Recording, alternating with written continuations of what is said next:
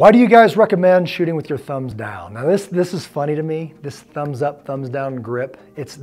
These tactics change even in the SEAL teams, all this other stuff. That's all I was taught, thumbs forward. We call it a competition grip, right? Then I saw some other things within the CIA, other professionals coming in and took it all and looked at it. But then what it really boiled down for me was once you start striking other people in the face with a gun, when you're at night, people are grabbing for it and all that kind of stuff, I dropped my gun a couple times, it was knocked out of my hands. So I said, okay, I'll entertain this. Dropped my thumbs, went for that tactical grip.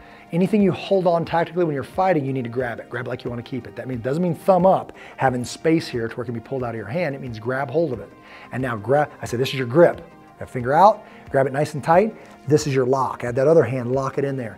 The amount of control that you get, but you have to, in a tactical environment, have to go from two-handed to one-handed shooting quite a bit. Maybe you're striking, maybe you're moving, maybe you're opening doors. See people in the shoot house all the time, their thumbs sometimes flagging straight up in the air, and they're opening a door, they're barely holding that gun. If the door hits it, it's gonna leave, much less a guy grabbing it. I dropped that gun a couple times in a fighting situation. I'm like, that's not gonna happen again.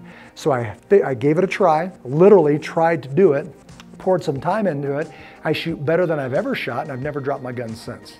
It just means just because you haven't seen it doesn't mean it doesn't work. The way I've always done it is a dangerous thing to say that. Everybody's doing this, whatever. And then a lot of times we see this. How come I can do what you can do and you can't do what I can do, right? So I've never had anybody that could beat our times and accuracy and all that kind of stuff in this program with their traditional thumbs up competition grip. But I can shoot just as good as it. And even if they could, now they drop their gun. I've seen competition shooters drop their firearm and they're disqualified. I'm not talking about disqualified, I'm talking about dying. Hang on to your equipment. So you don't have to do this. Again, this isn't a required thing where I'm gonna yell at you. I'm gonna make a recommendation to you.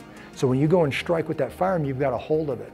Why? Because I can only teach you what I think is best for you. So once I've seen more than you and I say this is actually gonna help you, that's the way I have to teach.